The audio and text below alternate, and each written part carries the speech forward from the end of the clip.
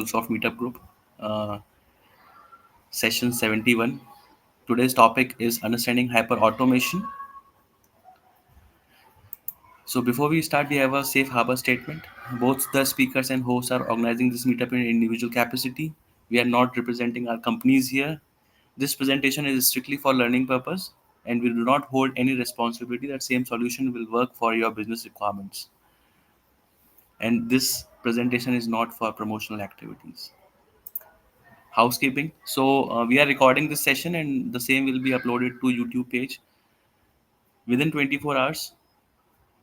And to make this session more interactive, please ask the questions in chats, or you can turn on your mic and ask the question from speaker. And also, please give us feedback. How was the meetup for you, or are you looking for any specific topic from us? So we'll be really happy to see that.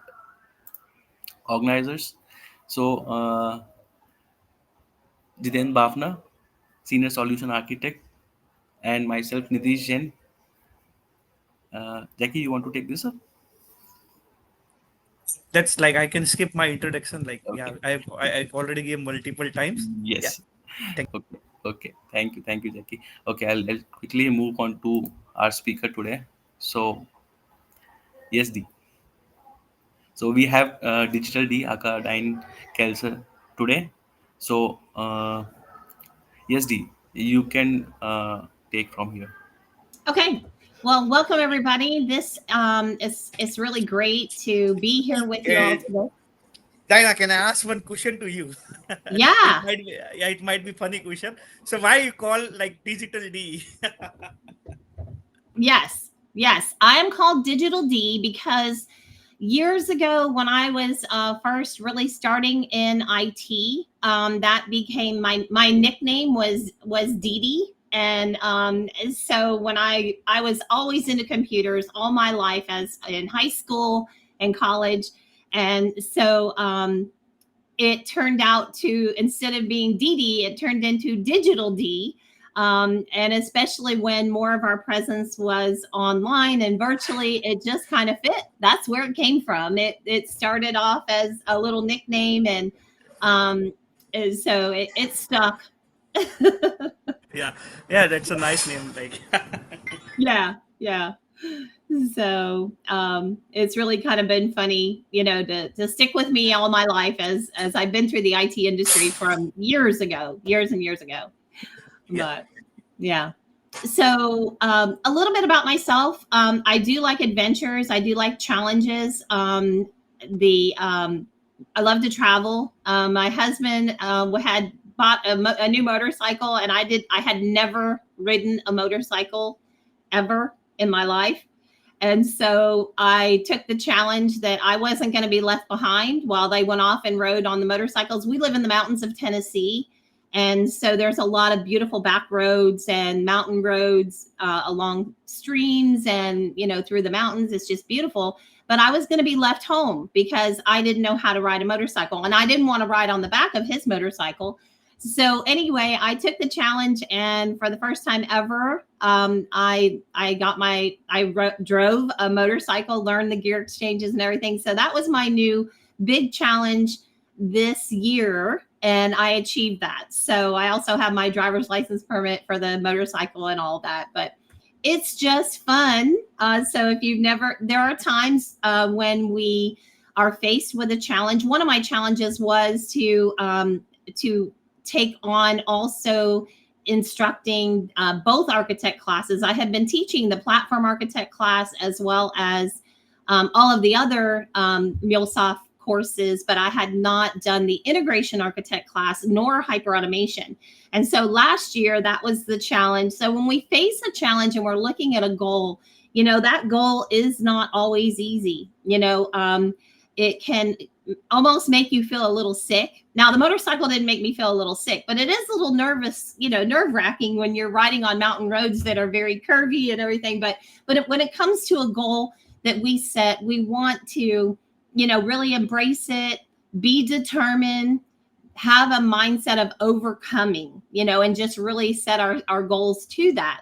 So last year I did that. The integration architect course, I became qualified in teaching that, as well as the HyperAutomation. At one time, I can't say that right now, but at one time I was the only US instructor for the HyperAutomation course. James Parks had taught it prior to me, and he moved into sales. And so I was teaching a ton of HyperAutomation classes. Now several of the other instructors are qualified to teach it. And so it's really great to share that experience and also help them become stronger instructors in that space as well. But many of you know me from the MuleSoft community. 4 years ago, 4 or 5 years ago, I started participating in the MuleSoft community, and I was so touched by the warmth and embracement. Everybody just, was so encouraging and helpful. And I learned from so many of you. Jackie, you're one of them. I learned from so many of the ambassadors in the community that at that time I made a commitment that I was going to give back to the community, that I wanted to make sure that I shared with others freely, as much as I had received years ago. So this last year, one of the awards that I had gotten for 2023 was Top Muley Who Gave Back. So again, that goal was set many years ago, and here it is. It came back, and I was recognized for that. So that was really very cool. That award really touched my heart. So I am Meetup leader, co-leader with the Healthcare and Life Sciences, Atlanta, Georgia, and Women Who Mule. So if you all have interest in those areas, come on over to our meetup as well. As you know, you can be members of many groups. The Healthcare and Life Sciences and Women Who Mule are both virtual. I know that there are Women Who Mule in different regions, so oftentimes we're collaborating together or sharing amongst there, but it's just great to be part of the MuleSoft community. I used to be able to say I'm fully certified with MuleSoft certifications, and then along came the Catalyst certification. So that's on my radar for this year, so I can say that I'm fully certified. So my goal is to help people get certified. I really am passionate about that, and that's going to be a segment we include in the HyperAutomation today as well. So that's a little bit about me. One other little tidbit, I am CEO of Integration Quest. Some of you may participate in our study groups. They're free. It's a community service that we do. Sometimes it's on a topic. Sometimes it's on a exam prep type of topic also. So check us out, integration.quest. We'd love to have you participate in any of those study groups as well. If you'd like to speak at one of the study groups too and share your knowledge on something, come on over. Friday, we're doing the IDP presentation with one of the solution engineers, a lead solution engineer, Christine Moore, and she's going to be presenting on IDP. So excited to learn more about that, which comes under the umbrella of HyperAutomation. So really excited with that new feature being added to the HyperAutomation piece. So if you would, Natisha, if you want to go ahead and let me present, I will switch over to my screen and I will pick it up from there. Yeah, sure. I'll just stop sharing. Okay. There we go. All right, so we have a quick little agenda here. Here's what we're going to be talking about. We're going to talk about HyperAutomation, the tools. I know when I first started hearing about HyperAutomation, before I taught the class, I was like, well, hey, I know what automation is. We've lived that, right?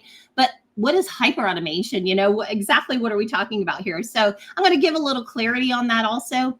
Then we're going to talk about the integrations. What's really happening under the hood. This is not only great to know, but it is also exam relevant. And sometimes it's a little overlooked when you're really doing a deep dive study for the exam itself. Then there's a new feature. I found this out while I was teaching a class. One of my students in the class said, hey, there's a new feature in Composer. So anyway, I'm going to show you that a little bit also with a shared API that shows up in the Composer connectors. So that is a new thing, and I did set that up.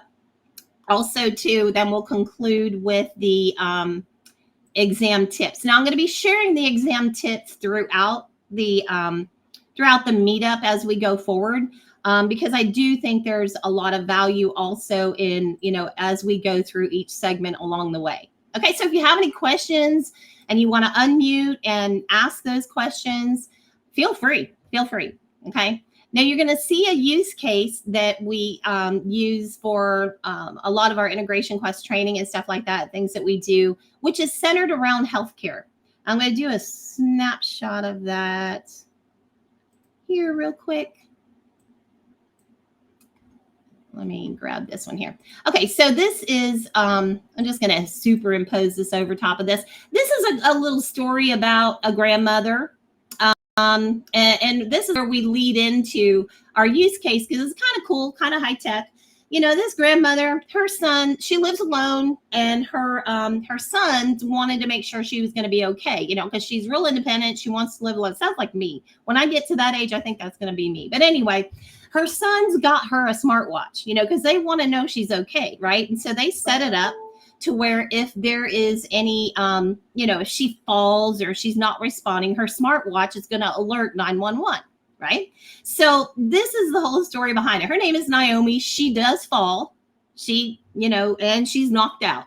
All right. So her phone triggers and, you know, all of that set up. Well, what ends up happening also is the rapid SOS ready triggers 911.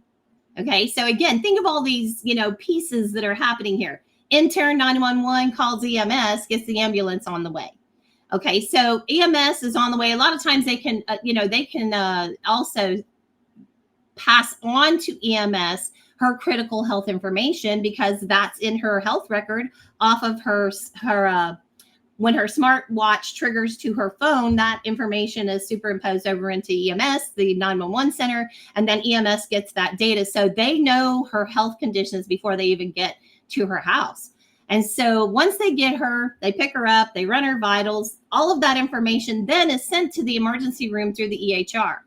The EHR then in turn for the EMS, for the emergency room, EHR is now got her current vitals. It's got all of her information. It's got, you know, anything she's allergic to, her meds that she's on, even before she shows up to the ER. Once she shows up there, doctors diagnose her. They run some tests. Those tests are then, the results are then crossed over through HL7 more than likely, or FIRE4 through the messaging, sent back over to the EHR and populated in for the doctor to do an accurate diagnosis.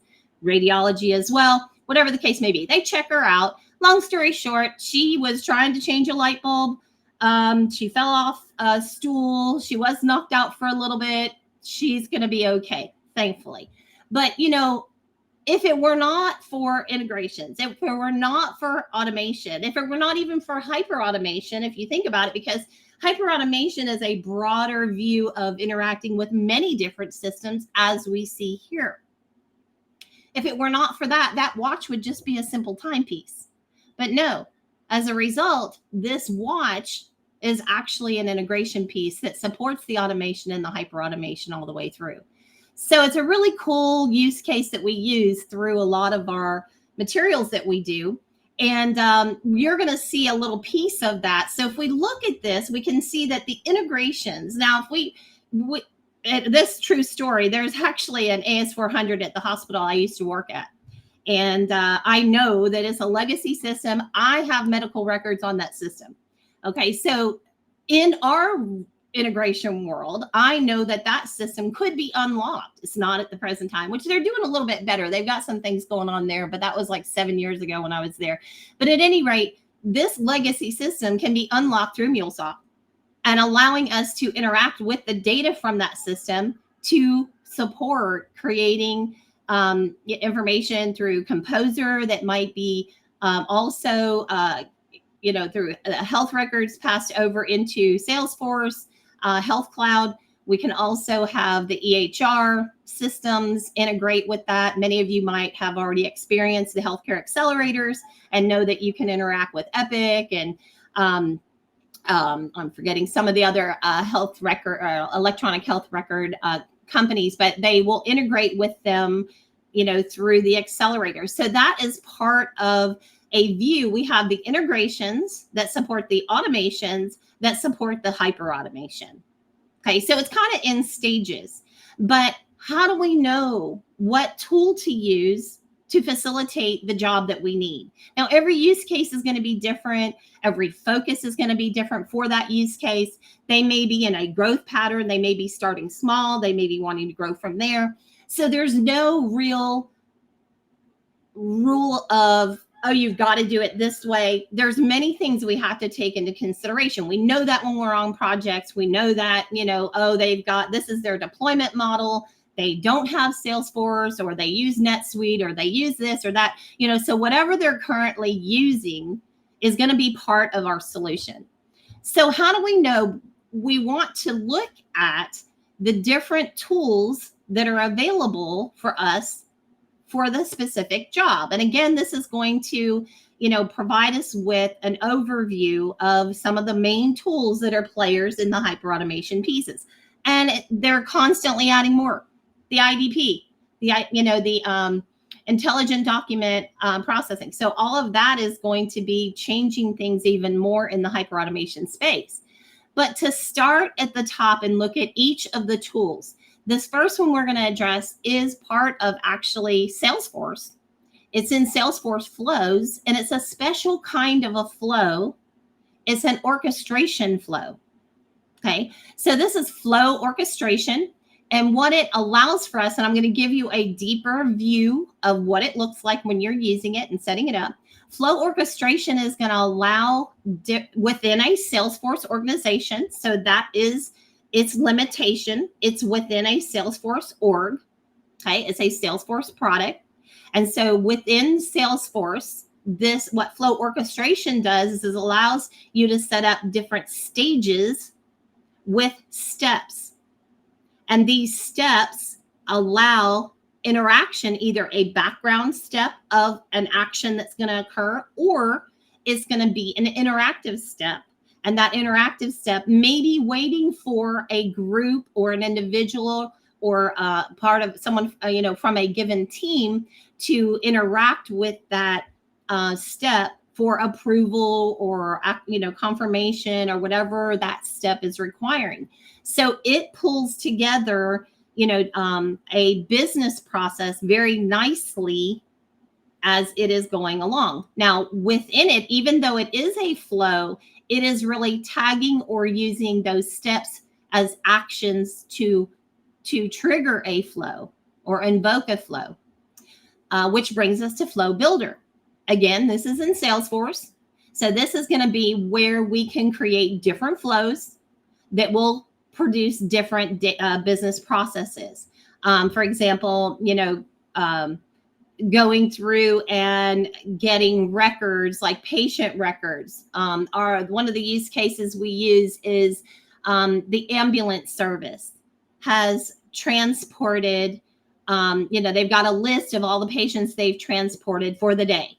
Maybe they've got 30 for a given ambulance service. They may have 30 transports. Some were emergency, some were non-emergency, so it's various things. They have the mileage tracking. So those records of the patients that were transported are going to be, we can bring that into Flow Builder and build out and create a case for each of those transports to create an invoice, create a bill. If they have insurance, you're going to see some of the pieces of that play out in what I share with you on some of the visuals. So Flow Builder is within a Salesforce org. So it's going to be unique for that Salesforce org for both of these so far. The next one is going to be MuleSoft. Oh, our beloved Mule. It does everything that we needed to do. We know that it will tap into different data sources like databases. I'm speaking to a crowd who knows MuleSoft well. So I don't know that I have to spend a lot of time on this, other than the fact that this is going to be an integral piece of the HyperAutomation segment because of its ability to, be so versatile on large data sets. So that's going to be some of the things you'll think about when you're looking at a solution. If it's a large data set, if it needs some detailed transformations that you want to create an endpoint, or as I showed you, an AS400 system, we've got an AS400 connector. So this is going to be another way in which we can, unlock that data. So supporting of those backend systems. All right. So that's AnyPoint APIs play a part in the HyperAutomation piece. And then also Flow RPA, MuleSoft RPA. And there are some, it is Flow, kind of referred to here as Flow RPA, but it is MuleSoft Robotic Process Automation.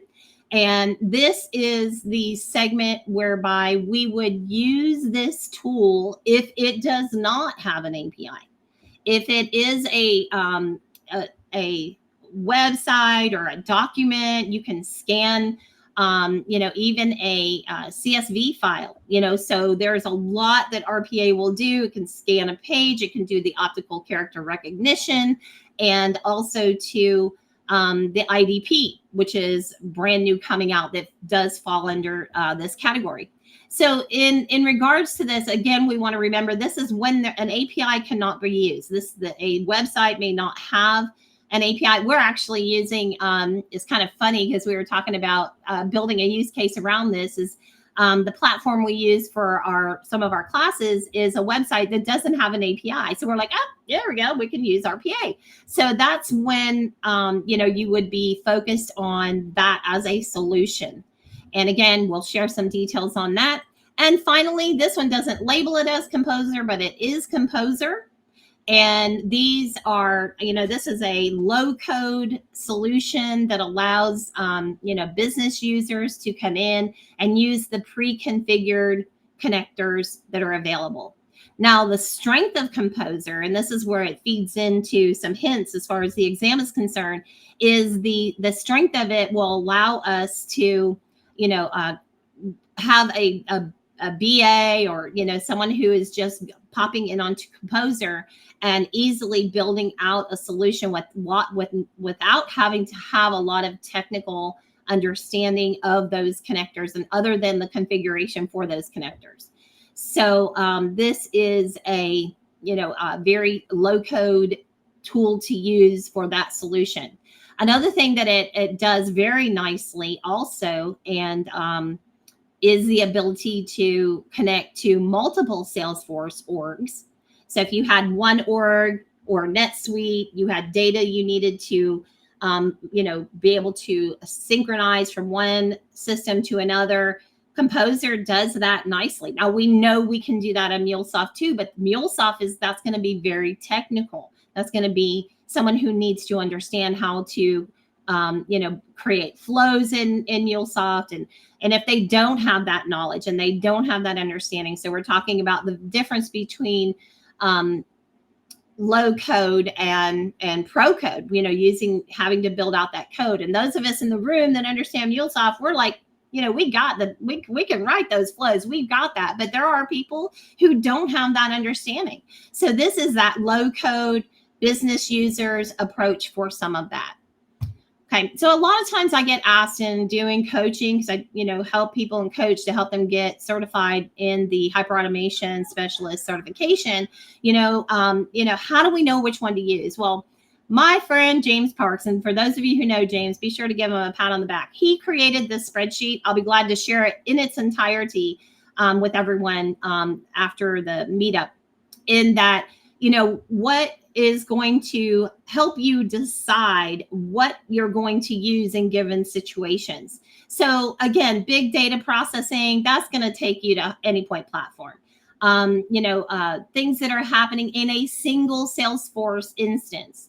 Best option is going to be Salesforce flow orchestration. Multiple Salesforce organizations, you're going to be going to Composer or possibly Mule. Low code, pro code, again, will drive that decision. So you can see this is, and then some of these things already happen. Composer, trigger with inbound HTTP requests. Some of them have already come to pass. So they're already there, even though it's saying that it's on the roadmap.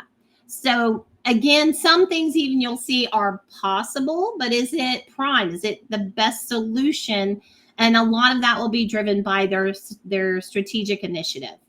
What are they needing it for? What do they currently have? Where do we want to go with this? So there are a lot of, that's the tricky part on the exam. The exam does have a lot of scenarios, and you got to read the scenarios. You want to look for some of those keywords. Some of those keywords are going to be without involving IT department, or a business user wants to So those are going to be those little hints that you want to look for in the exam, wording of the questions so that you're, oh, okay, I see where they're going with this. That's going to be your little indicators. Okay. Any questions so far? I'm kind of keeping my eye on the chat, but Nitish or Jackie, you just let me know if there's any questions, okay? Yeah, surely. All right. So product comparison, this is great. I've gotten the other half of this document is just some more descriptions to support this, but I'll be glad to share that with you. Now the integrations make it possible. We've got a MuleSoft connected app. Okay, so that's on the MuleSoft side. We have where we can go in and create an app. We get a client ID and client secret, and that's one way we can integrate, right? So that's an integration piece. Another integration piece is in Salesforce. And in Salesforce, there's under the MuleSoft services, the Anypoint login. And I'm going to talk about that because there are questions on the exam surrounding that. And what that means basically is in Salesforce, you can go to MuleSoft services, do the login, and there are some things that happen as a result of that. What happens is there are the name credentials, the external credentials. There's various things that happen as a result of that. Then to bring a MuleSoft API into Salesforce, where it will create Apex classes for us to use in the Salesforce flows. This is all part of bringing in a configuring access to an API proxy.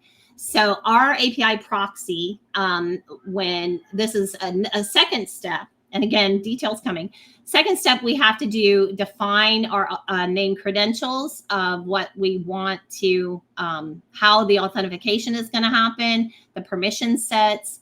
And so all of that gets defined in the process of configuring our API proxy. And then we import it as a MuleSoft API as a service.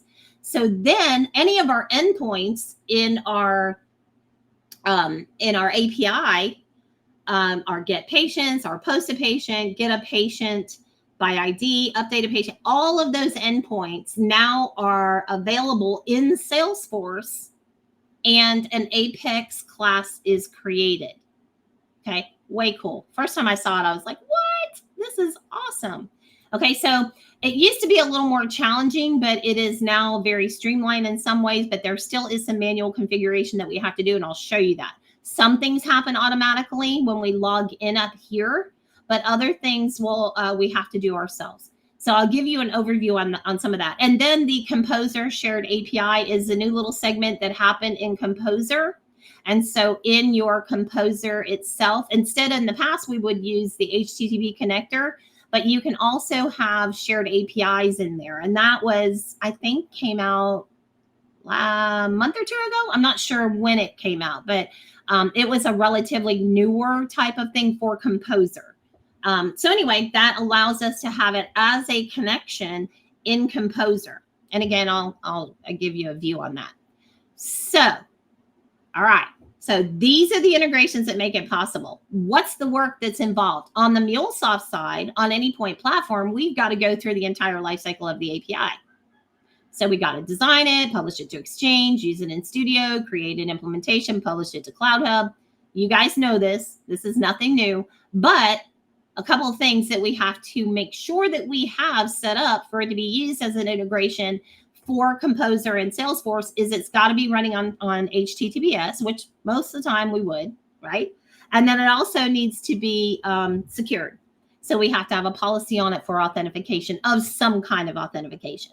In the HyperAutomation class, we use a basic authentication, but you could use bearer token, whatever the case may be. So the other piece involved here also is to do a connected app for our bot. We create an RPA bot, and then we also will do the connected app for that. And that's where we bring it in and use it in Composer as part of a piece in Composer to get some data off of a website.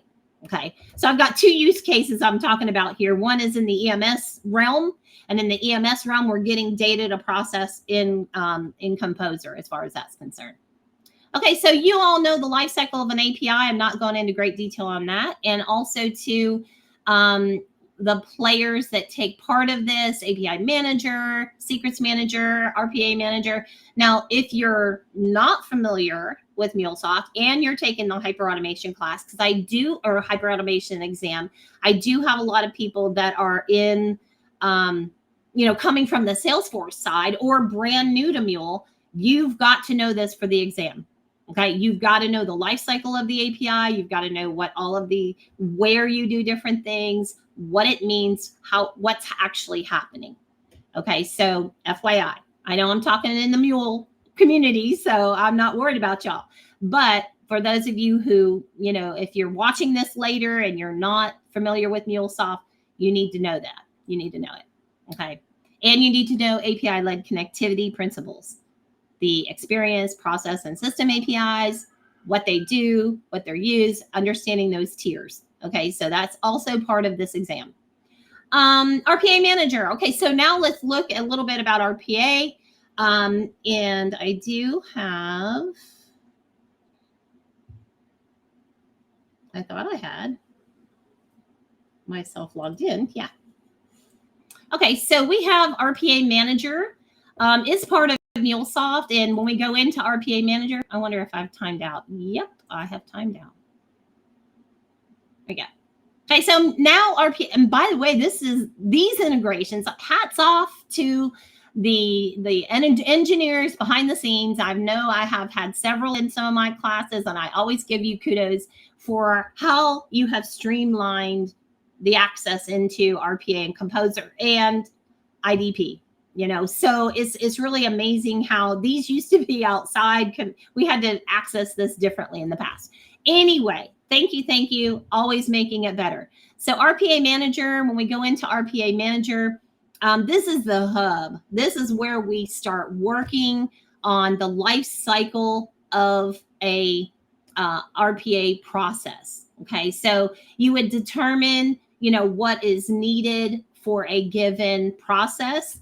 And in this case, this is a process that actually goes to an EMS website, gets a listing of the patient transports.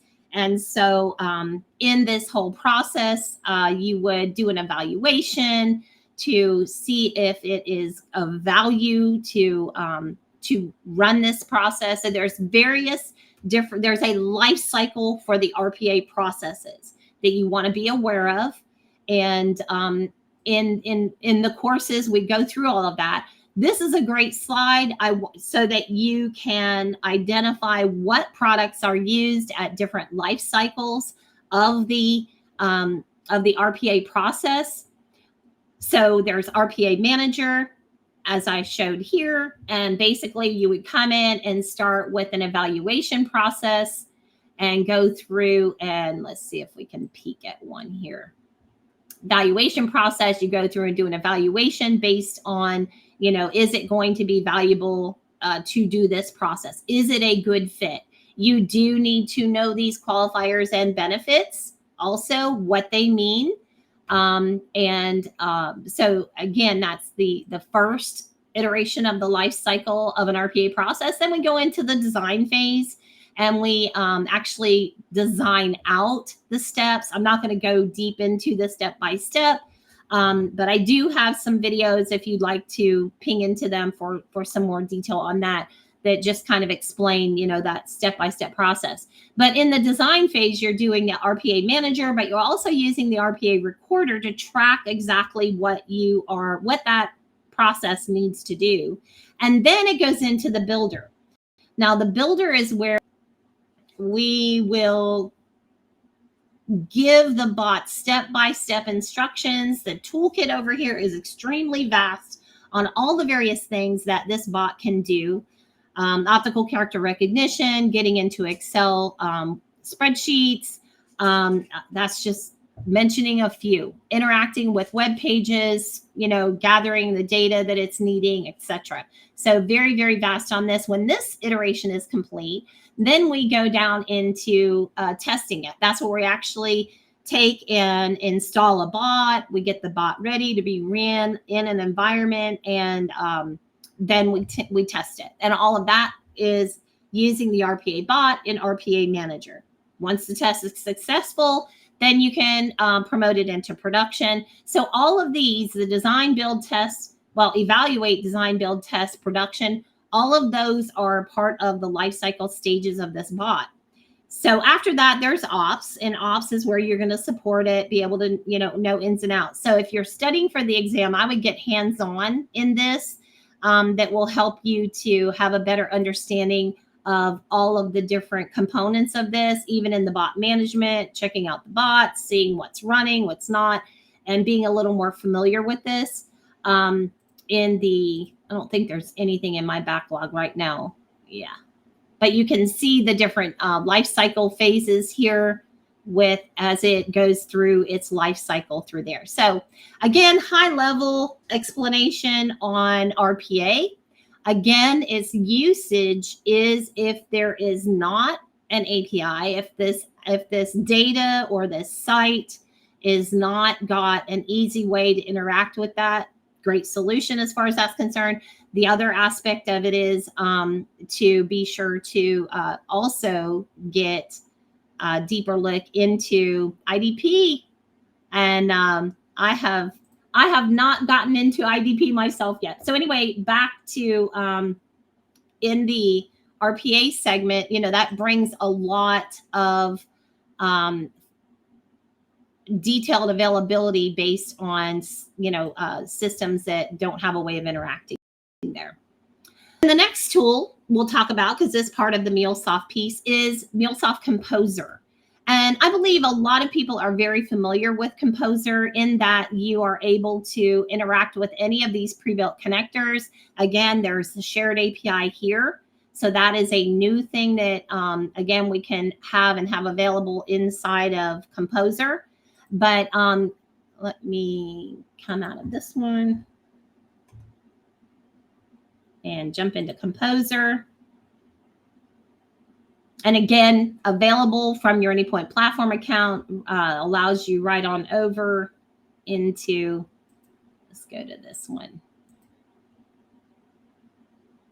Okay, and in Composer, again, we have the ability, if I go into a lot of the system actions and pre-built connectors available for us to use, makes it really easy. Again, it's considered to be low code. This was previously brought into Composer as a EMS system API, and I can use this as one of the connectors now.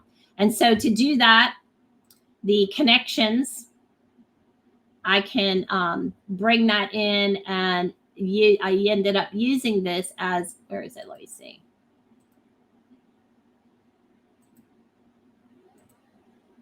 As a shared API here. So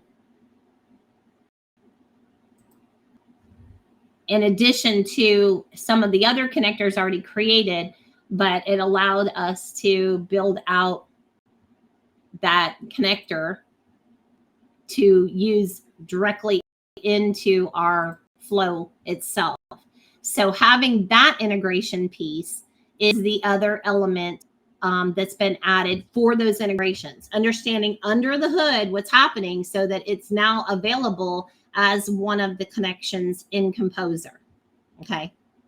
Other integration pieces, understand what's happening under the hood, is on the Salesforce side. Now, this is where we log into the MuleSoft services, and these automatically get created. It used to not be this way, but now this is what automatically gets created, which is a name credential. And that's just basically where it's identifying what that external system is. Also, too, it creates the external credential, which is the authentication method that's going to be used to authenticate. Okay. And in addition to that, it creates a permission set, which allows those permissions. And so if we were to take a look at this,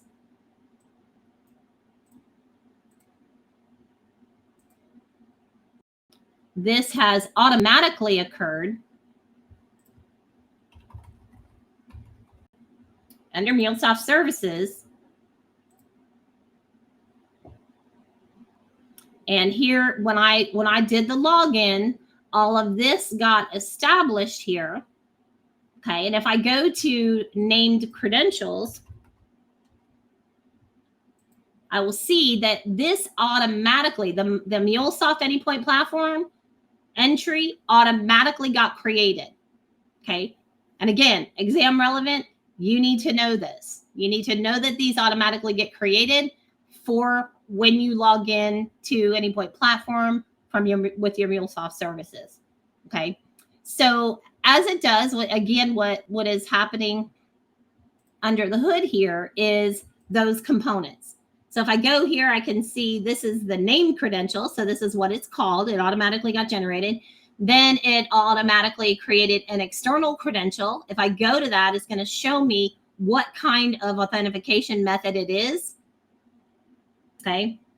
And it is OAuth 2.0. Okay. And then there's a permission set that got done as well. I'm not going to dive into that in depth, but you get the idea that all of these things are automatically created. So that interaction with Anypoint Platform, that integration now allows us to streamline between Anypoint Platform and Salesforce, given a single Salesforce org. Now I can have multiple Salesforce orgs tying into my MuleSoft Anypoint Platform, but for that given Salesforce org, I don't have a way of adding another soft service here. I'm either logged in, because I get this question in the class. Can you have two Anypoint platforms? Nope. Look. Okay. Just one.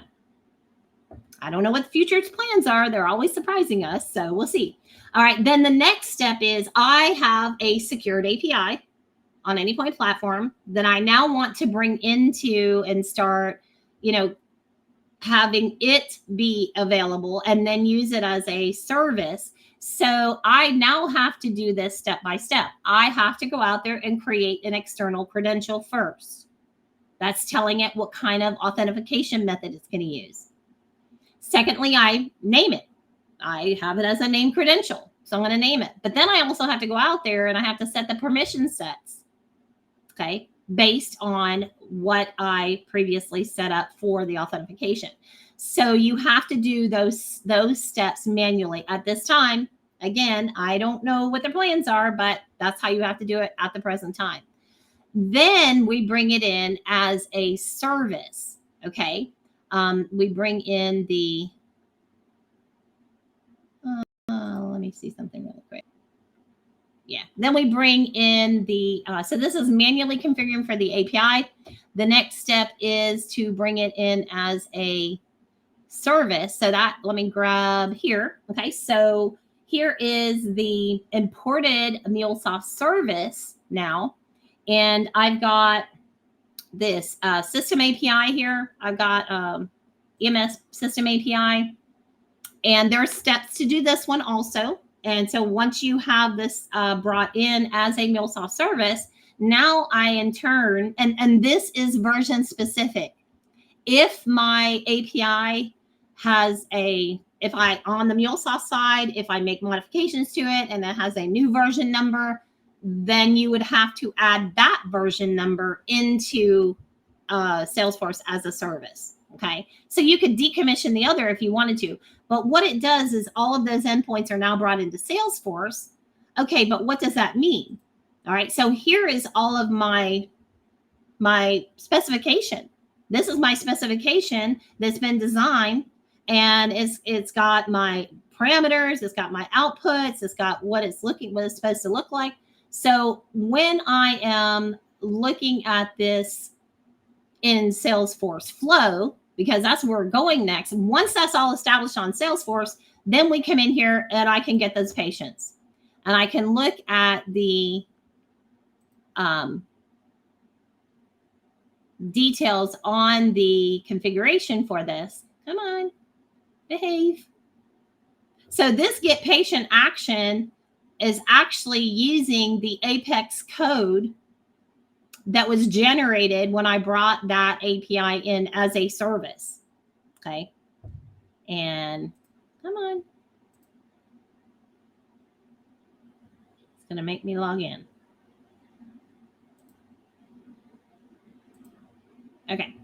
So in this, we can start to see, actually when you select this, you will see some of that Apex code in here. Here is my query parameters associated with that. My output is defined over here. I can, over on the panel, bring out my toolbox. And over here, you can see the Apex defined variables, the Apex defined code. I'm not going to dive too deeply into flow at this point, but most importantly, to see that I'm going to get the patients, I will get the patients and all of the details here and start building out that a collection of those patients. And then I'm going to create those records for those patients. Now I should be able to run this in debug mode. Yeah, come on. Let's see if it's going to let it do it. Run. Okay, so the cool thing is, now this is called an interview. Okay. Those of you who've taken this exam, put in the chat how important it is to know that word. When you run a Salesforce debug flow, it's called an interview and it has cards. So every time you run the debug, it's creating an interview that has cards. These are the cards. Okay, so this is what it just got from my MuleSoft API. Okay, here's all my patients. It's a 200 response. There's all the patients. Yeah, sure, Bonnie. She's like, you bet. Yeah, so it's called an interview. And so here's all the records it pulled from the database, from my API sitting over there in MuleSoft, running over there. And then it's looping through. It's looping through all of them.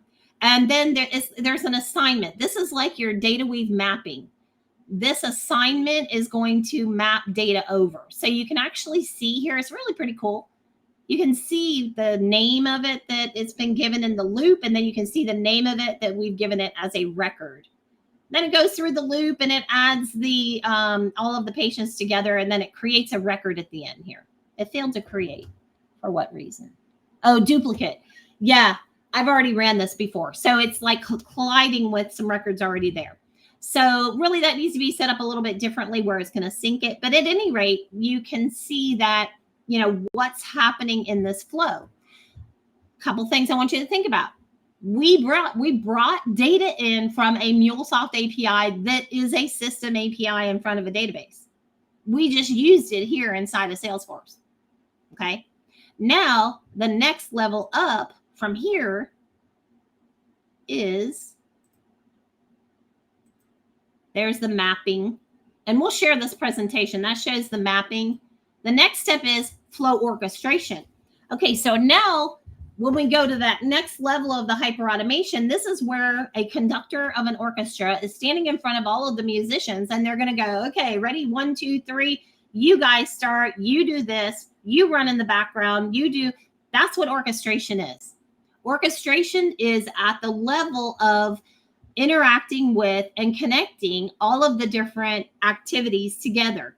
So in the components of orchestration, you want to make sure that, here we go, there's different stages. So this one is a billing payment process. This stage is determining, do they have insurance or not? If they, there are steps in there, there's an interactive step to set an appointment. If they don't have insurance in this case. Okay, so if they have insurance or they have the EMS plan, that's like those plans that let you have X amount of, transports for free, then these are the steps that will actually run the payment process, email the patient, pay the invoice details. So the orchestration would be tagging and touching different flows that are created in Salesforce as far as the flows that are there. Now, some tips. Yeah, that's that. Some tips for you. In this case, you can create, as you guys know, you can create a Salesforce developer organization. And in that, there are several different flows that are here by default that you can play around with. Okay, so you can come in here. If you need help we've done that in the fundamental class where we created a developer org in Salesforce. These are all here by default. So you can look at a basic approval request. It's a flow orchestration. Now, this is a CMS flow orchestration. So there's a lot more in the CMS side than we actually see in the HyperAutomation class. But what you can do is get a feel for, there's decisions here in orchestration. There's step-by-steps that happen. There's background steps. There's interactive steps. And so there's a lot here you can review even as you're preparing for the exam. The other part of it is also, too, there are some screen flows. The screen flows are what needs to take place for an interactive step. So you can come in here, see the logic for this, see how that it's playing out, and get into some details as far as that's concerned. But again, if we look at that, for example, the orchestration, you'll come in here and on some of these steps, where is one? Interactive. Okay. This one is showing an action. And what this is this is an action that activates one of the flows. Okay. So it's triggering that flow. So again, that's that, bigger, higher level orchestration piece that's happening to manage different groups and different organizations across the Salesforce org. You might need to have accounting, or you might need to have, somebody setting an appointment for something. So that's all going to be part of that interaction there. And then, believe it or not, the last segment that is, or I should say the last product that is part of the HyperAutomation exam is Einstein Chatbot. Okay. In the developer account, you can also come out here. Let me come back here and go to service setup and come over here to Einstein.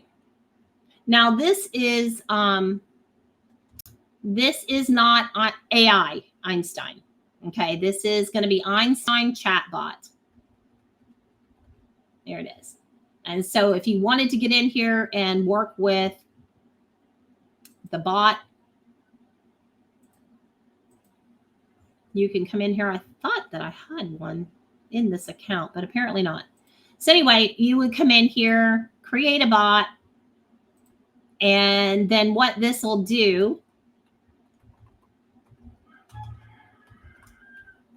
is start building out the format.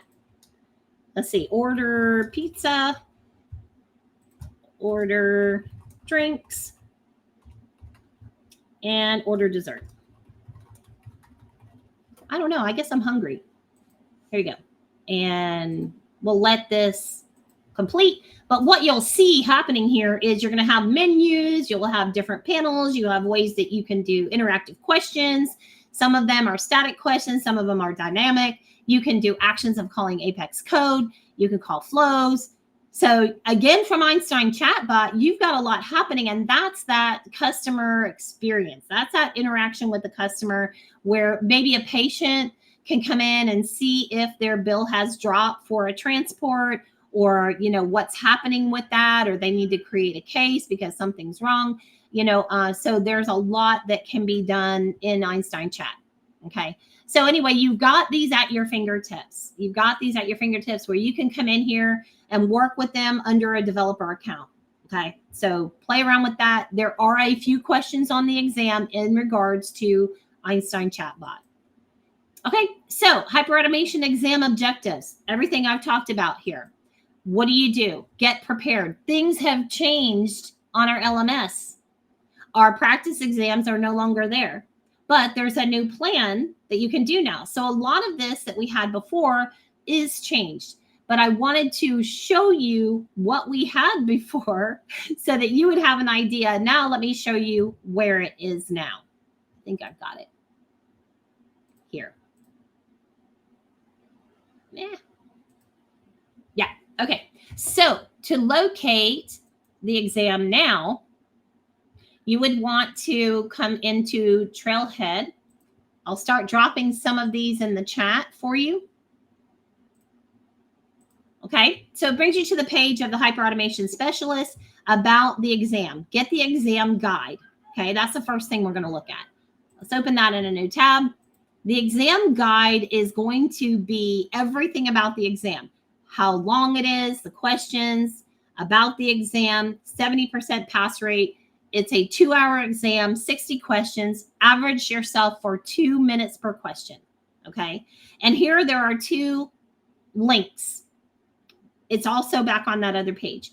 There's a trail mix that you can use. I will come back to that because that is really cool. I did not notice that before. If it was there before, I did not notice it. But the practice exam is still here. However, sadly, let me open that in a new tab. Sadly, it is actually a PDF. All of the exams, let me give you this because this is where all of the exams are. And this can be a little bit of a pest to locate this. So all of the exams are here. So you've got to come down and find the HyperAutomation exam. There is the exam guide, which is the page we're currently on. And here's the practice exam. It's a PDF. Wow. Yeah, I'm not crazy about that. I liked the other platform because it made you feel like you were taking an exam and it helped you condition for that exam.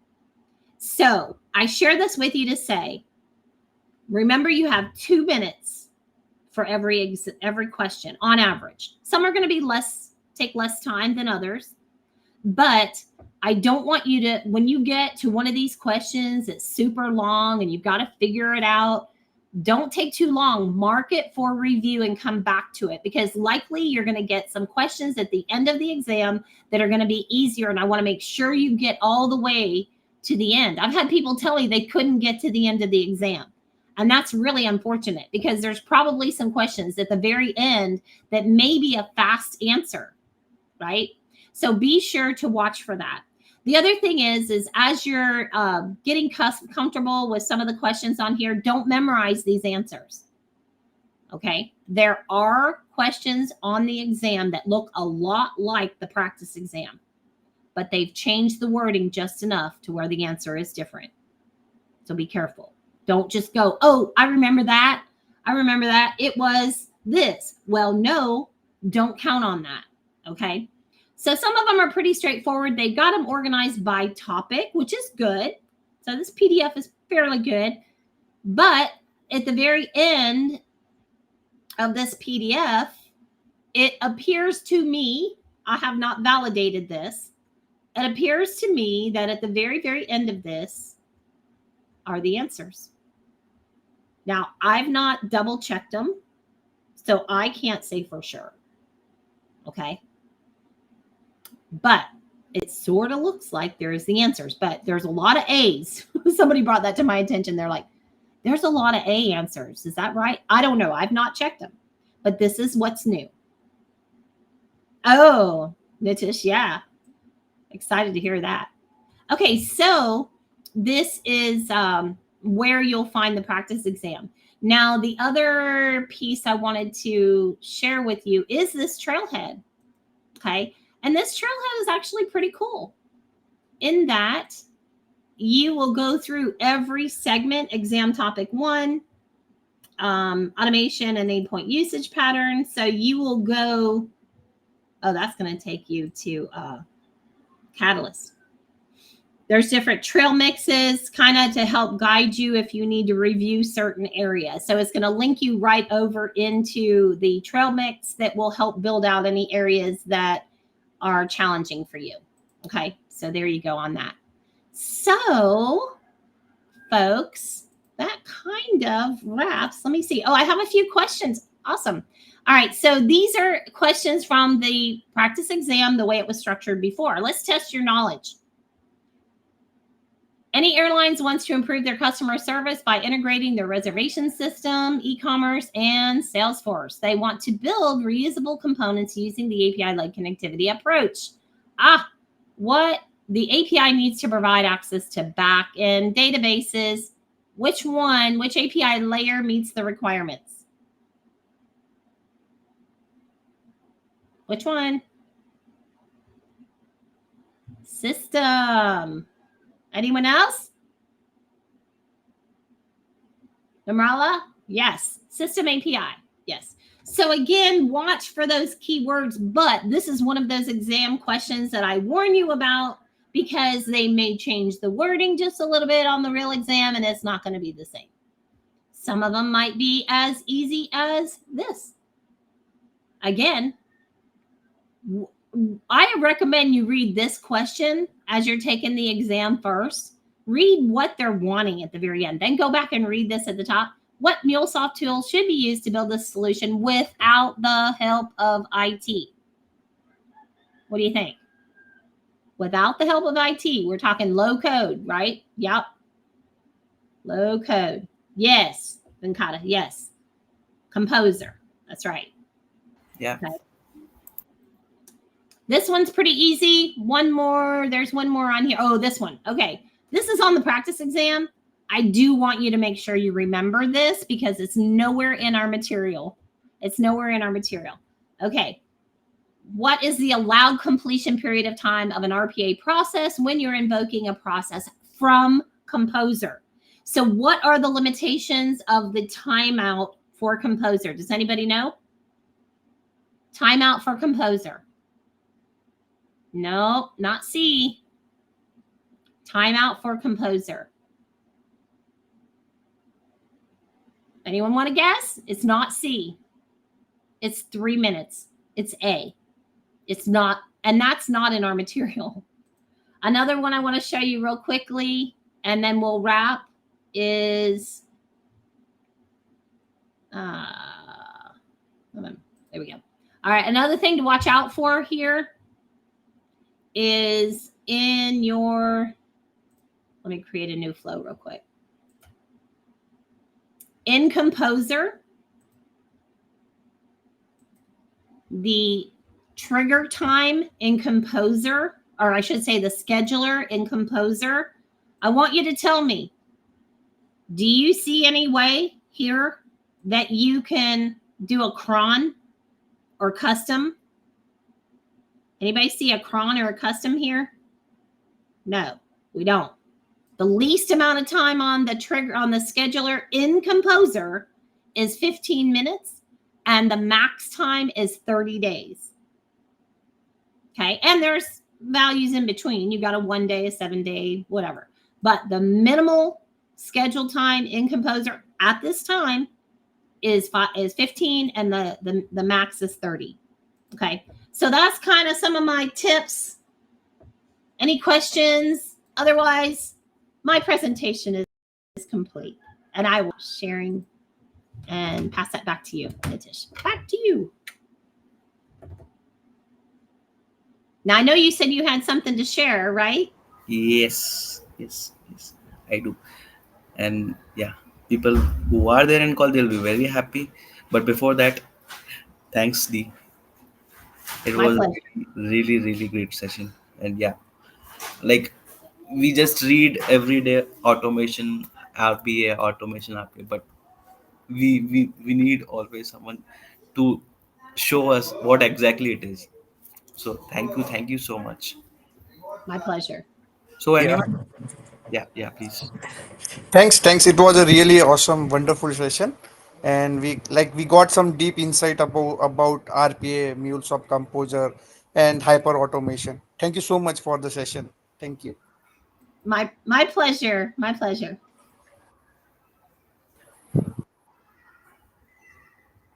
Okay. Nitish, can you share the good news? Yes. So the good news is, MuleSoft is giving the trivia vouchers again for the meetups. We just now got the confirmation. You were in session D when this news came. What? Oh my gosh. Yes. Are you serious? Yes. So it will be like at least for all the speakers, and for the attendees it will be like in quarter basis. So we need to know more in detail how it will work. But yeah, we have the vouchers, exam training vouchers back for Oh me. my gosh. That is awesome. That is awesome. He is Well, lucky for us. yeah, that is great. Where did the news So come out on Slack? Yes. Ah, good. That's a good. Like Now from next time we can see 100 people joining the meetup.